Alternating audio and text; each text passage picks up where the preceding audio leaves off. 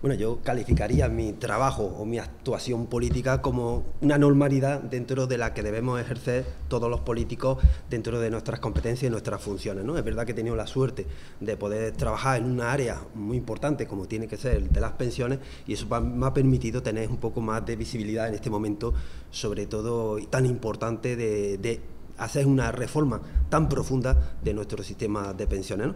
Permítanme también que antes de hablar sobre lo que tiene que ver las pensiones haga un poco un balance, abra un poco el abanico de las cuestiones que nos planteamos a nivel nacional, ¿no? Y la primera que me llama la atención es el hecho de que el señor Feijóo no quiera debatir y se niega a debatir, ¿no?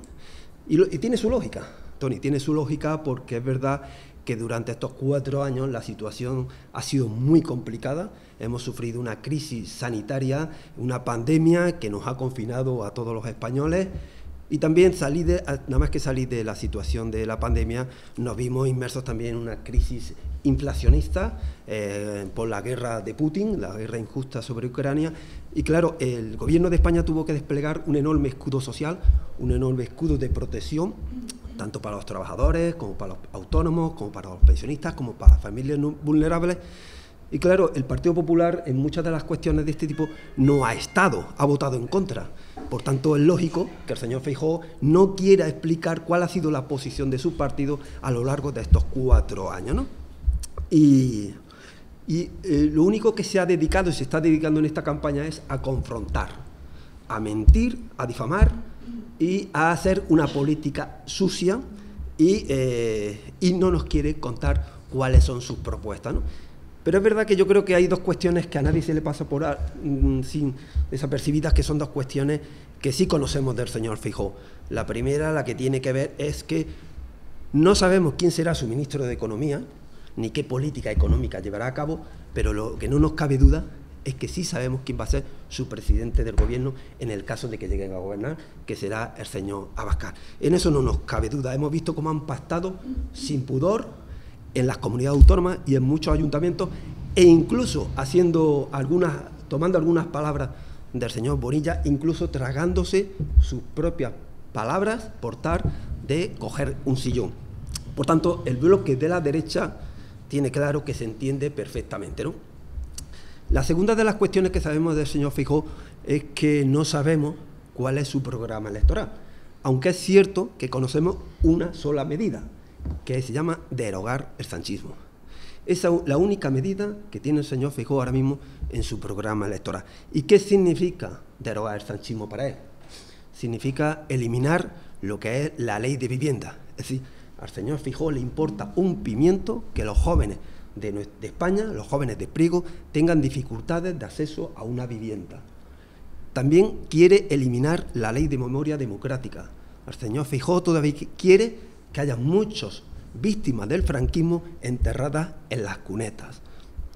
Tampoco está acabando con la ley de violencia de género. Estamos viendo cómo está aceptando los postulados machistas de la ultraderecha española. Y también están retirando muchos de los logros y conquistas conseguidas por el colectivo LGTBI. El señor Feijóo quiere volver a meter en los armarios a muchas personas españolas.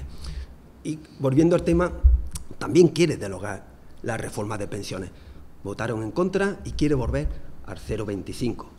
Quiere devaluar las pensiones y quiere imponer su sistema, que es un sistema privado de pensiones, ¿no?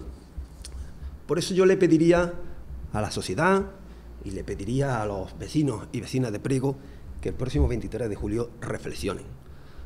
Reflexionen y piensen si lo que quieren es un gobierno de la derecha o un gobierno progresista que siga avanzando. Al colectivo LGTBI le pediría que reflexione si lo que quiere es un gobierno que está quitando derechos y libertades a ese colectivo, como es el Partido Popular, o quiere un gobierno socialista donde los derechos son multicolor. También a los pensionistas le pediría que reflexionen. A los pensionistas de Priego les diría que reflexionen si lo que quieren es un gobierno en el que le impone una subida del 0,25, como tú bien has dicho, Tony, o un gobierno socialista donde se ha establecido por ley que las subidas de las pensiones sean en función del IPC. También a los jóvenes que reflexionen si lo que quieren es un gobierno como el Partido Popular, que creó esa burbuja inmobiliaria donde era difícil acceder a una vivienda, o un gobierno socialista donde hemos puesto la primera ley de la vivienda de la democracia, que permitirá el acceso a muchos jóvenes a muchas viviendas. Y también a los trabajadores de Prego les pediría que reflexionen, porque hemos visto cómo este gobierno socialista ha subido el salario mínimo interprofesional, ha puesto en marcha de nuevo lo que es los convenios colectivos y también ha asegurado que el día de mañana los pensionistas, los trabajadores, tengan derecho a unas pensiones dignas y que estén aseguradas y sean públicas y que no estén en riesgo, como sí lo está poniendo el Partido Popular. Y también al movimiento feminista. También le pediría al movimiento feminista que no se deje amedrentar por unos machistas cavernícolas que están intentando retroceder en derechos que tanto tiempo le ha costado al movimiento feminista conseguir, ¿no? Por tanto, esto no va de derogar el sanchismo, como el señor Feijóo dice. Esto no va de eso. Porque hemos visto como al señor Feijóo le han tirado de las orejas, parece ser, no sabemos si Bruselas, si la COE, o se ha dado cuenta de que muchas de las medidas que se han aprobado van comprometidas con la Unión Europea y que no se podrían derogar, porque ahora parece ser que no va a derogar la reforma laboral. Sí, no sabemos si al señor Feijóo, como digo, le han tirado de la oreja o ha abierto los ojos, se ha dado cuenta de la situación. Y tampoco dice ahora que va a derogar lo que es o eliminar los impuestos a las eléctricas, a las energéticas, ni tampoco a los bancos, ¿no? Por tanto, esto no va de derogar al sanchismo, ¿no? Y eso le pasa al señor Feijóo por no tener ningún proyecto, por no tener ningún programa. El único que tiene son que coge los postulados de la ultraderecha. Está cogiendo solamente el proyecto político de la ultraderecha en nuestro país. Por tanto, esto va o de retroceder en derechos y libertades del bloque de la derecha, que es el Partido Popular y Vox, que no nos quepa duda, o esto va de avanzar en derechos, en libertades, en conquista y en progresar de la mano del Partido Socialista. Por tanto, este 23 de julio, Toni, nos jugamos mucho la gente de Prego, porque esto va realmente de eso, de retroceder o de avanzar. Con respecto a las pensiones, tú lo has dicho, ¿no? Es decir, el Partido Popular, para el Partido Popular está claro, es evidente que las pensiones son un negocio. Así lo han demostrado. Hasta ahora pusieron en marcha el 0,25, que provocó una devaluación de las pensiones, provocó que los pensionistas perdieran poder adquisitivo y además impuso el copago farmacéutico. También vimos cómo vaciaban el fondo de ahorro de la hucha de las pensiones, se gastaron los ahorros de los pensionistas que el día de mañana vamos a necesitar, y también hemos visto cómo al mismo tiempo incentivaban los planes privados de pensiones. Sin embargo, nosotros, ¿qué hemos hecho? Para nosotros las pensiones son un derecho que viene contemplado en el artículo 50 de la Constitución, un derecho que nos dice que las pensiones deben ser dignas, deben ser suficientes, deben estar garantizadas y deben estar actualizadas. Por eso hemos establecido por ley que las pensiones se revaloricen al comienzo de cada año en función del IPC. Y otra cosa más importante también, hemos introducido medidas para garantizar lo que es la sostenibilidad del sistema, es decir, para que el día de mañana tengamos unas pensiones, y por eso digo a los pensionistas y a los trabajadores que reflexionen, porque si viene el Partido Popular, que no nos quepa duda que va a poner en marcha su política de pensiones, lo mismo que está haciendo con el sistema sanitario, que está devaluando el sistema y está incentivando el privado. Lo mismo va a hacer con el sistema de pensiones, que tiene muchas ganas, Toni, de meterle la zarpa a ese presupuesto de la Seguridad Social, ¿no? Y bueno, no sé si tenéis alguna duda, algo que comentar. Yo creo que he sido claro en cuáles son los dos modelos a los que nos enfrentamos, y creo que tenemos mucho en juego el próximo 23 de julio, y yo le pediría por lo menos a la sociedad de Prego que reflexione y valore, piense qué es lo que más les interesa, qué es lo que más nos interesa, porque, como digo, hay mucho en juego el próximo 23 de julio. Muchas gracias. Yo quisiera hacerte una pregunta, Alfonso, si me permite.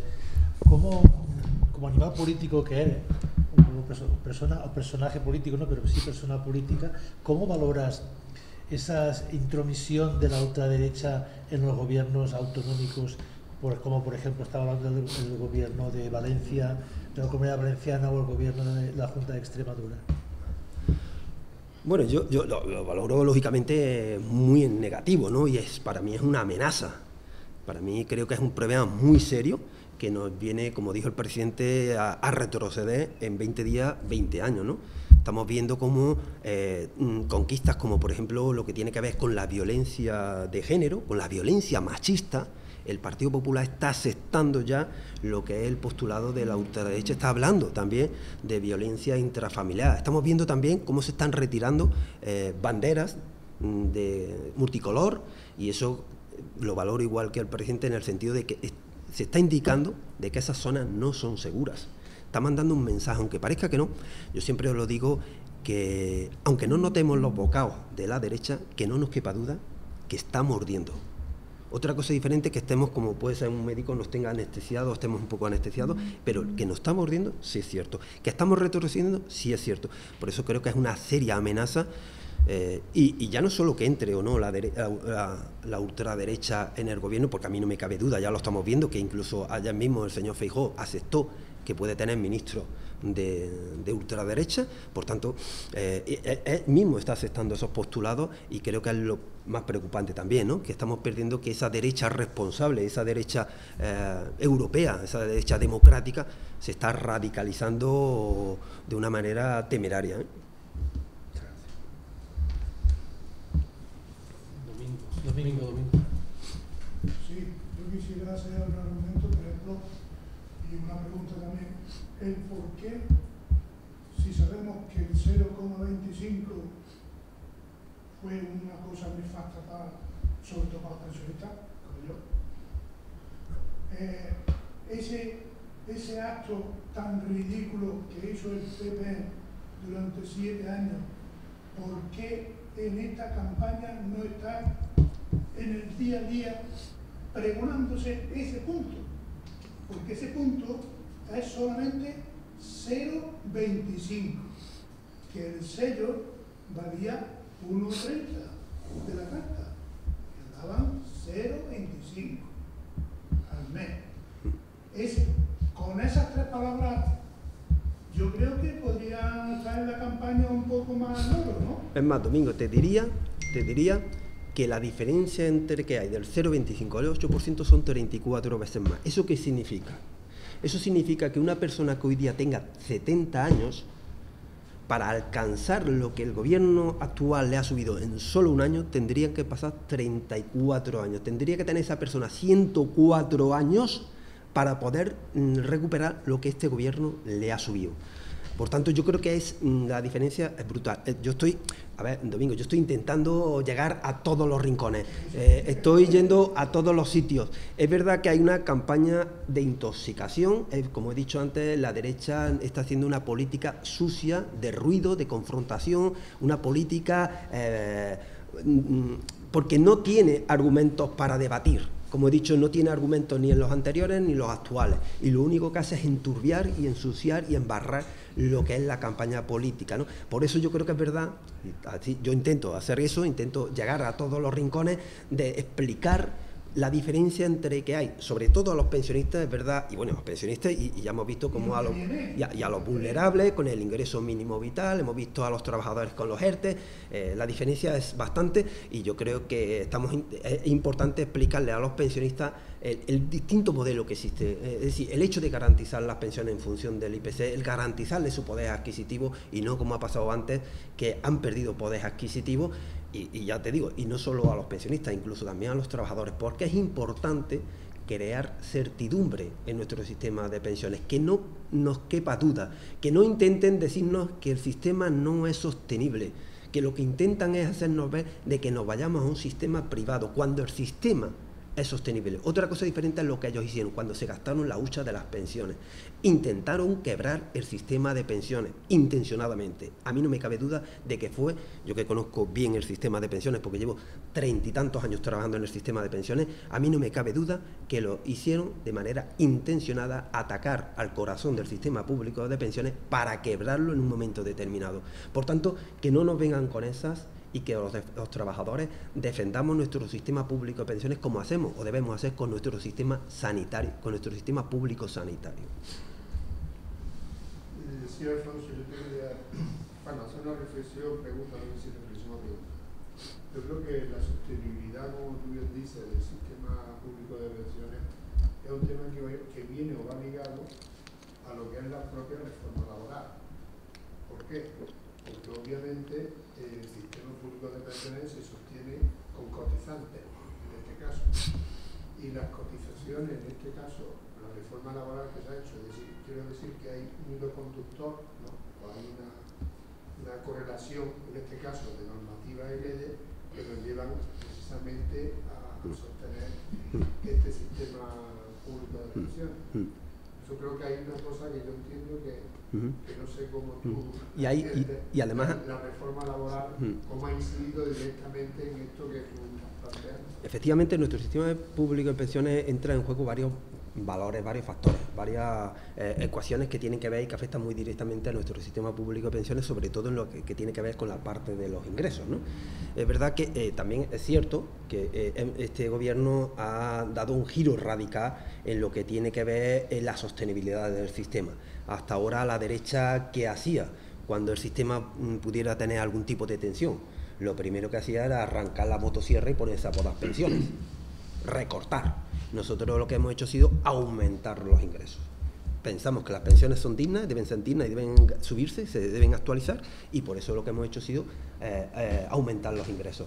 En eso tiene que haber varios factores. Por un lado, el que tú apuntas de la reforma laboral, creo que eso los datos así lo indican, ¿no? Es decir, que el aumento de la cotización o la estabilidad laboral está ayudando a que las cotizaciones sociales sean más, por tanto, se puedan, el sistema, por eso digo que es viable y es sostenible. Luego hay otro factor, como puede ser el salario mínimo interprofesional, que ya no solo dignifica las condiciones laborales de muchos trabajadores, especialmente mujeres y jóvenes, sino que también ha subido la base de cotización de muchos trabajadores y ha permitido aumentar la seguridad social. Y hay otro elemento que también no menos importante, que tiene que ver lo que nosotros llamamos la separación de las fuentes de financiación. ¿Eso qué significa? Eso significa que hasta ahora al sistema se le ha ido cargando con muchos gastos que nosotros llamamos gastos impropios. Es decir, lo que son los complementos a mínimos, las pensiones no contributivas, las políticas de natalidad, las políticas de jubilación anticipada, y eso se ha ido cargando sobre las cotizaciones sociales. Pues eso es lo que estamos haciendo, veníamos haciéndolo desde la primera vez que se puso en marcha eso, fue en el año 95 con un gobierno socialista. Ya empezamos a hablar de lo que esos gastos deberían no pagarse con cotizaciones sociales, sino con lo que son presupuestos generales del Estado, porque son políticas de Estado. Y digo que no es menos importante porque eso supone en este año nada más y nada menos que casi 39.000 millones de euros anuales, con lo que se cargaba a las cotizaciones sociales. Por tanto, por eso te digo que nosotros estamos limpiando, separando todo ese tipo de cuestiones que para darle, como decía, certidumbre y seguridad de que nuestro sistema es solvente y sostenible. Claro, si nosotros lo cargamos, como el Partido Popular ha ido cargándolo, o hasta ahora se ha ido cargando, con otros gastos, pues claro, puede resentirse el sistema y claro, eso crea esa incertidumbre sobre el sistema, cuando además estabas abriendo la puerta a los planes privados de pensiones. Todos sabemos, y claro, por eso digo que el Partido Popular también lo sabía, que en la década de los 30 y 40 el sistema tendrá serias tensiones. Se jubila a la generación del baby boom, una generación muy numerosa, y en estas 2 décadas el sistema sabemos que tendrá tensiones. Cierto, sabemos también que después de ahí caen las tensiones. Por tanto, sabemos que es una situación coyuntural. Y lo que tenemos que intentar es que durante ese momento el sistema aguante. Y por eso va a ser solo ese momento. Entonces, por eso teníamos el fondo de reserva de las pensiones. Por eso teníamos la hucha de las pensiones. Pero por eso digo que el Partido Popular, cuando se gastó la hucha de las pensiones, estaba pensando en ese momento. Estaba pensando que en aquel momento pudiera haber un crack y dijese, pues mira, esto como que no. Entonces, también estamos adoptando medidas para volver a llenar la hucha de las pensiones. En este presupuesto ya van más de 3.000 millones que se destinan a aumentar la hucha de las pensiones, y la segunda reforma de pensiones que hemos hecho va directamente enfocada a aumentar exponencialmente los ingresos, con sobrecotizaciones, con otro tipo de medidas que alimentan o ayudan a aumentar los ingresos del sistema, de cara a que en ese momento de tensión el sistema aguante. Yo suelo decir que el sistema de pensiones es sostenible dependiendo de lo que hagamos, ¿no? Y además, muchos que crean esa alarma, esa duda, y yo también, sabéis, yo soy funcionario de la Seguridad Social desde el año 1991, y yo cuando entré ya había gente que nos preguntaba, oye, Alfonso, ¿tú crees que habrá pensiones el día de mañana? En el 91, Rafa. 25 años después, el sistema no solo ha aguantado, sino que hemos aumentado la acción protectora. Hemos aumentado el sistema de protección. Por tanto, que no nos creen esa alarma, que no nos creen esa duda, que sepamos que el sistema es robusto, lo que tenemos que saber cuándo llega esos momentos de tensión y estar preparado para ellos como con cualquier cosa. Eso no hizo dudar, esa pregunta no la hizo dudar precisamente el gobierno de Mariano Rajoy, o sea, el gobierno del PP, que fue el que no le dio el miedo a todo el mundo. Claro. ¿Cierto? Y todo el mundo corría a jubilarse lo antes posible porque no sabe si cuando llegue va a ver, ¿no? Claro. Esa ha sido la... Luego otro tema, el tema de la productividad en España, yo creo que también es un tema que me gustaría que lo complementaran precisamente con todo esto, porque todo al final va ligado, ¿no? Sí, es verdad que yo aquí el otro día en un debate que tuvimos en pensiones, que teníamos a representantes de Sumar, no asistió la representante del Partido Popular, tengo que decirlo, porque yo, con lo mismo que el señor Feijóo, no quiere debatir, porque claro, lógico, entiendo como después de todo lo que han hecho, que van a explicarle a los españoles, que querían abiertamente le van a decir que quieren un sistema privado de pensiones, ¿son capaces para eso? ¿No son capaces ni siquiera de defender sus políticas? Porque yo voy a un debate y yo voy con la respuesta defendiendo la posición de mi partido, porque creo que es una posición justa. Ni siquiera son capaces de ir a un debate de defender su posición. Sí, no solo, encima son cobardes y ni siquiera a lo mejor se creen ni sus propios argumentos, ¿no?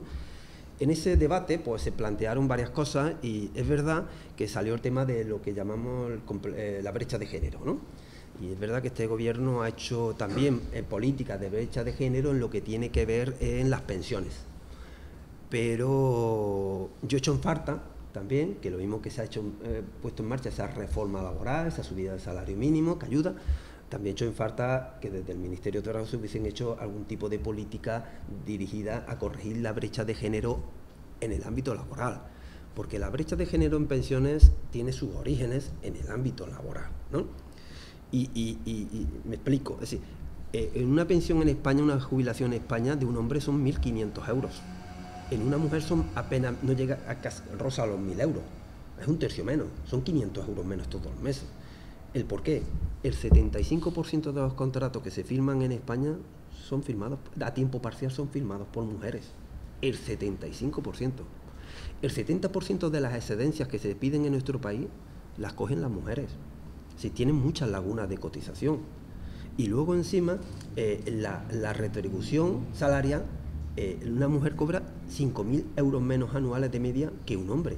Eso luego tiene su repercusión en las pensiones. Por tanto, nosotros podemos corregir la política de brecha de género para las que están ahora mismo siendo pensionistas, pero las que son trabajadores, eso hay que corregirlo desde políticas laborales y políticas que tienen que ver con la productividad. ¿Qué hizo también este gobierno, el gobierno socialista, para corregir esa brecha de género laboral?